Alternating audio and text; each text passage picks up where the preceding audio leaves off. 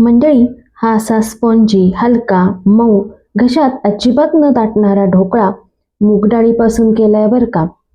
खूप मस्त हलका असा हा ढोकळा तेवढाच चविष्ट होतो, करायला तेवढा सोपा व मूग डाळ असल्यामुळे तेवढाच पौष्टिक असा हा ढोकळा कसा करायचा ते आपण बघूयात.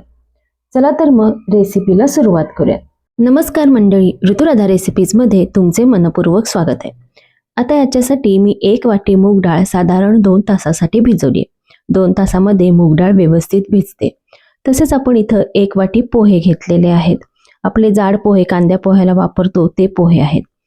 1 वाटी बारीक रवा घेतलेला आहे. तसंच मिरची आणि आलं घेतले. इथं मी 2 हिरव्या मिरच्या आणि अर्धा इंच आलं घेतले. 1 चमचा साखर घेतलेली आहे. चवीप्रमाणे मीठ आणि इथं बेकिंग सोडा लागणार आहे आपल्याला, तो 1 अर्धा चमचा आपण घेतलेला आहे. आता इथं बेकिंग सोड्याऐवजी तुम्ही साधा इनो सुद्धा वापरू शकता, त्याचे पण हेच प्रमाण आहे. आता आपण पोहे जे आहेत ते मिक्सरमधून बारीक करून घेऊ. पोह्यामुळे ढोकळा हलका होतो. आता ह्यातच मी रवा घातला, ते शूट करायचे स्किप झाले, त्याबद्दल क्षमस्व. रव्यामुळे ढोकळ्याला टेक्स्चर चांगले येते. आता हे एका बाउलमध्ये काढून घेऊ. आता त्याच मिक्सरच्या भांड्यामध्ये मी 2 हिरव्या मिरच्या, आले व मूग डाळीचे पाणी काढून घेऊन मूग डाळ यामध्ये घातली. मिरच्या तुम्ही तुमच्या आवडीनुसार कमी जास्त करा. आता ह्याची बारीक पेस्ट करायची. ह्यातच मी आता हळद घालते आणि पुन्हा एकदा मिक्सरमधनं फिरवून घेते, म्हणजे हळद व्यवस्थित मिक्स होईल. हे बघा, एकदम बारीक पेस्ट करायची व आपण बारीक केलेले पोहे व रवा ज्या बाउलमध्ये काढले त्याच बाउलमध्ये ही पेस्ट काढायची. आता जशी गरज असेल तसे पाणी घालून हातानेच मी मिश्रण एकजीव करून घेते. मिश्रण मिक्स झाल्यानंतर ह्याच्यामध्ये चवीनुसार मीठ घालायचं आहे. 1 चमचा साखर घालायची आहे. थोडे आंबट, गोड, तिखट असा हा ढोकळा होतो आणि आंबटपणासाठी इथं मी ताक घातलेलं आहे. साधारण पाव वाटी थोडंसं आंबूस असं आपण इथं ताक वापरले. मिश्रण पुन्हा एकदा व्यवस्थित मिक्स करून घेऊया. आता एकीकडे ज्या भांड्यात ढोकळा करायचा आहे त्याला सगळीकडून तेल लावून घ्यायचे.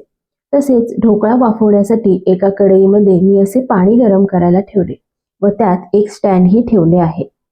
सगळ्यात शेवटी मिश्रणामध्ये सोडा किंवा इनो घालायचा. तो ॲक्टिवेट होण्यासाठी किंचित पाणी घालायचं आणि हलक्या हाताने मिक्स करायचं. मिश्रण लगेचच हलके जाणवायला लागते बरं का. लगेचच हे मिश्रण भांड्यात काढायचे आणि हे भांडे वाफवायला ठेवायचे. आता इथं मी कढई वापरली आहे, तुम्ही स्टीमर किंवा कुकरमध्येही वाफवू शकता. 1-2दा मी हे भांडं टॅप केलं आणि ते कढईमध्ये ठेवलं. आता 20 मिनिटाकरता आपल्याला हे मिश्रण वाफवून घ्यायचंय. ह्याच्यावर झाकण ठेवून गॅस मीडियम फ्लेमवर ठेवून 20 मिनिटाकरता आपण वाफवून घेऊ. 20 मिनिटं झाली आहेत. आता आपण सुरीनं बघूया ढोकळा वाफलाय की नाही.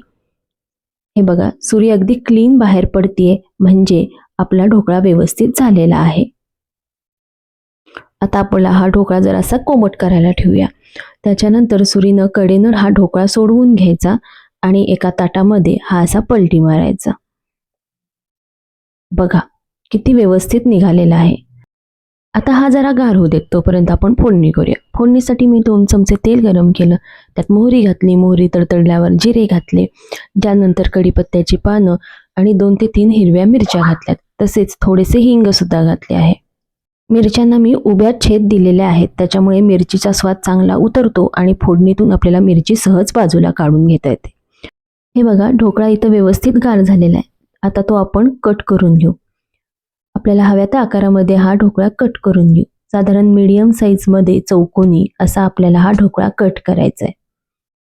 तुम्ही बघू शकता अगदी स्पंजी आणि हलका मऊ असा हा ढोकळा झालेला आहे. बघा, पोह्यामुळं ह्याला हलकेपणा येतो आणि रव्यामुळं छान टेक्स्चर मिळतं. आता आपण जी फोडणी केलेली आहे ती फोडणी या ढोकळ्याला देऊया. आता बॅटरमध्ये आपण आधीच हळद घातल्यामुळे फोडणीमध्ये मी हळद घातलेली नाही. फक्त मोहरी, जिरे, मिरची आणि कढीपत्ता याची फोडणी दिलेली आहे. ती फोडणी आता आपण ढोकळ्याला देऊया. फोडणी व्यवस्थित गार करून मगच आपण ढोकळ्याला दिलेली आहे. आणि इथं आपला मूग डाळीचा पौष्टिक, चविष्ट, मऊ, घशाला अजिबात न दाटणारा ढोकळा तयार आहे. मग मंडळी, कशी वाटली तुम्हाला ही रेसिपी? आवडली का? आवडली असेल तर लाईक आणि कमेंट नक्की करा. ही रेसिपी नक्की ट्राय करा आणि आम्हाला कमेंटमध्ये नक्की कळवा. आणि मंडळी, स्वतःची काळजी घ्या. असे मस्त मस्त खाण्यासाठी स्वस्त राहा आणि स्वस्त राहण्यासाठी असेच मस्त मस्त खात राहा.